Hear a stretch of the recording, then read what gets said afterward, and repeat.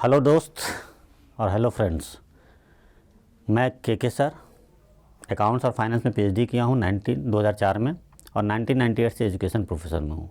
हमारे पढ़ाए हुए बच्चे प्रेजेंट टाइम में करीब 6000 से 8000 बच्चे हमने पढ़ाया अभी तक।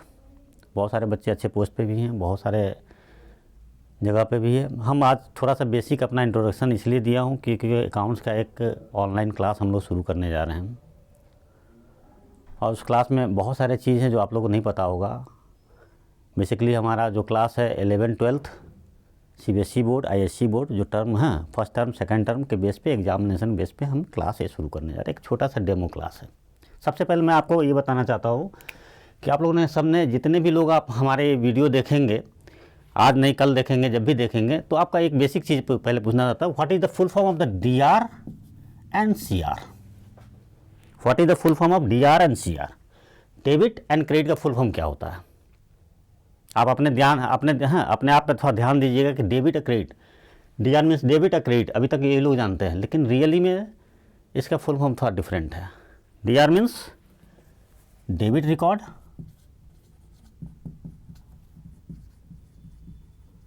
CR means credit record. पहला चीज़ एक बेसिक चीज़ है जो आपको खुद ही डिफरेंस समझ में आ जाएगा कि आज तक हमने DR CR तो हर जगह यूज़ होता था। जैसे अकाउंट्स में, मैथ्स में प्लस माइनस है, उसी तरह अकाउंट्स में डेबिट एंड क्रेडिट है। डेबिट को शॉर्ट फॉर्म में हम लोग DR जानते थे, क्रेडिट को शॉर्ट फॉर्म में CR जानते थे। That is only short form. लेकिन एक्सप्लेनेशन करने के लिए DR means debit record, CR means credit record. Okay, थोड़ा सा हम पार्टनरशिप एडमिशन पे आ रहे हैं हल्का सा।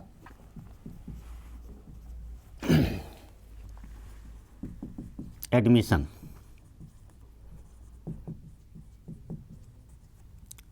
थोड़ी सी कॉन्सेप्ट पे इस पे ध्यान देंगे हम। कॉन्सेप्ट में ये है कि अगर कोई पार्टनर एडमिट हो रहा है, आप ही खुद अपना आपको समझो कि दो फ्रेंड हैं, A और B आप फ्रेंड है और 100 टॉफ़ी है, टोटल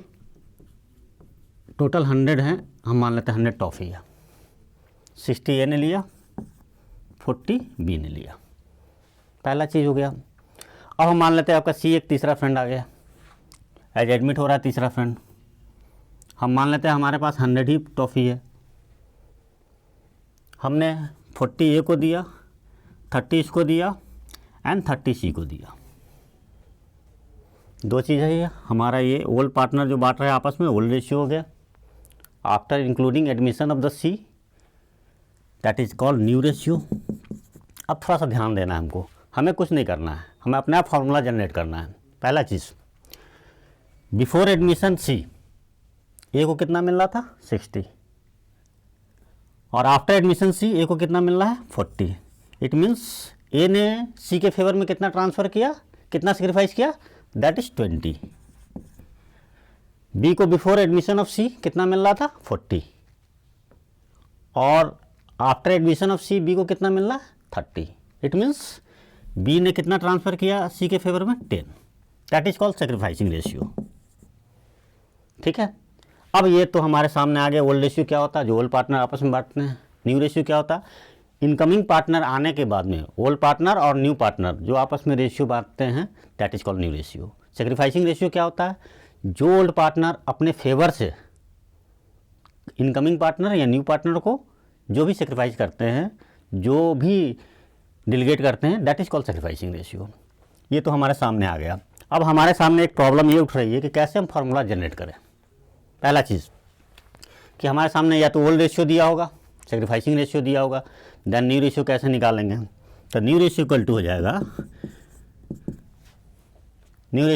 जाएगा old ratio minus sacrificing ratio. आप खुद ही देख लीजिए, हमें न्यू रेशियो नहीं पता है, हमने इसको ढक दिया।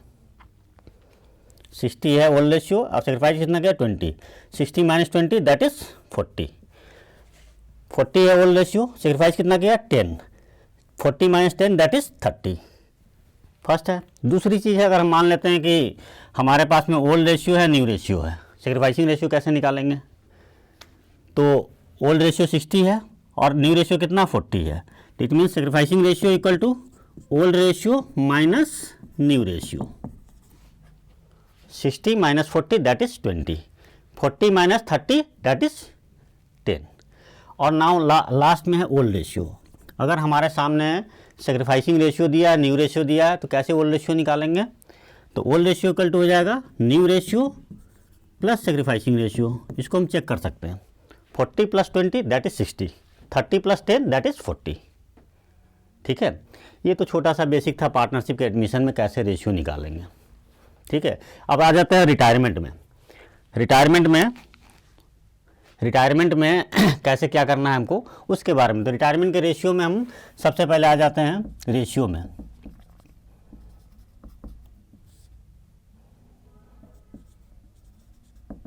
ए बी सी 3 पार्टनर थे, 3:4:5 इस तरह बांट रहे थे।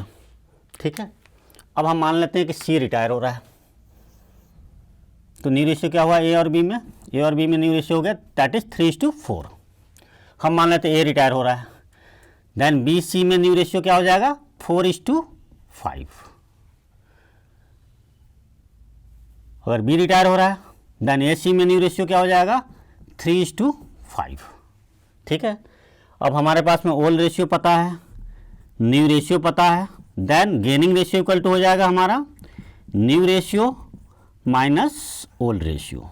ये हमारा रिटायरमेंट के कंडीशन में ये थोड़ा सा छोटा सा बेसिक चीज़ है, ये आ गया। ठीक है, उसके बाद में अब हम थोड़ा सा, जब भी हम अकाउंट की बात करते हैं तो बहुत सारे चीज़ बच्चों को प्रॉब्लम आती है।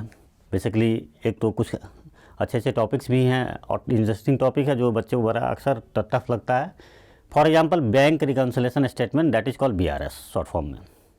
दूसरा है रेटिफिकेशन एरर्स में बच्चों को दिक्कत आती है, बहुत सारे बच्चे को पार्टनरशिप में दिक्कत आती है, बहुत सारे बच्चे को शेयर्स में, डिवेंचर्स में, इसमें दिक्कत आती है। अब तो टर्म के अकॉर्डिंग टू एग्ज़ाम हो रहे हैं, 2 टर्म में है, एक में तो ऑब्जेक्टिव है, दूसरे में डिस्क्रिप्टिव है, चाहे IC बोर्ड हो चाहे CBSE बोर्ड हो। अभी UP बोर्ड में इस तरह का यूज़ नहीं किए जा रहे हैं फ़िलहाल इस साल से। तो टर्म में एग्ज़ाम में आप लोगों को सबसे पहले एक चीज़ ये ध्यान रखना होगा कि बेसिक कॉन्सेप्ट नहीं क्लियर होगी तो आप टर्म के एग्ज़ाम में ऑब्जेक्टिव पैटर्न को आप फॉलो नहीं कर पाओगे, क्योंकि एक एक बेसिक आपको ज़रूरी है जानना। ठीक है, मैं आज एक छोटा सा एक डेमो क्लास दे रहा हूँ आप लोग को प्रेजेंटली कि हमें आप जानो। हालांकि लखनऊ में बहुत लोग हमको जानते हैं, के कॉमर्स क्लासेस, के कोचिंग में डॉक्टर के सिंह नाम है। आप कहीं भी आप पता कर लोगे, नेट पे देख लोगे, सर्च कर लोगे, मुझे बारे में पता चल जाएगा आपको। हम हर एक सब्जेक्ट का, एक पर्टिकुलर सब्जेक्ट का, हर टॉपिक का हम आपके पास में ऑनलाइन वीडियो भी प्रोवाइड होगी आपके सामने में, और ऑनलाइन हम क्लास भी लेंगे। ये हमारा एक छोटा सा डेमो क्लास है जो आप लोग के लिए बताए हैं। हल्का सा एक चीज़ आप खुद ही ध्यान रखिएगा कि हर बेसिक बहुत इंपॉर्टेंट होती है। अकाउंट्स की क्लास में हर चीज़ की बेसिक इंपॉर्टेंट होती है। चाहे आप बेसिक कॉन्सेप्ट में अकाउंट होता क्या है? कुछ नहीं है, जितने भी बिजनेस ट्रांजैक्शन है उसको रिकॉर्ड करने का तरीका है। उसके पहला फेज में कहते हैं book keeping. Book keeping means accounting, जितने भी बिजनेस ट्रांजैक्शन है उसको जर्नलाइज करना, लेजर फॉर्म में चेंज करना, that is called book keeping. उसके बाद में हमारा अकाउंटिंग शुरू होती है। अकाउंटिंग होता क्या है? बेसिकली जितने भी हमारा बुक कीपिंग में जो भी इंफॉर्मेशन दिए होते हैं उस इंफॉर्मेशन को एनालाइज करना, समराइज करना और डिसीजन देना। इट मीन्स हमारा ट्रायल बैलेंस बनाना। ट्रायल बैलेंस हमें चेक करता है अर्थमेटिकल एक्यूरेसी कि हमारे जितने भी लेजर है और जर्नल सही बनाए गए कि नहीं। उसके बाद में हमें प्रॉफिट और लॉस के बारे में जानने के लिए फाइनेंशियल स्टेटमेंट, कंपनी केस में फाइनेंशियल स्टेटमेंट बनाते हैं। नॉन कंपनी में सोल प्रोप्राइटरशिप, पार्टनरशिप फर्म में हम profit loss statement, trading and profit loss statement बनाते हैं। इससे हमें ये पता चल जाता है कि फर्म के प्रॉफिट हो रही कि लॉस हो रही। ठीक है, आज के लिए बेटा आज इतना ही, एक छोटा सा डेमो क्लास है। बाकी क्लास हम नेक्स्ट एपिसोड में आपको बताएंगे। Thank you.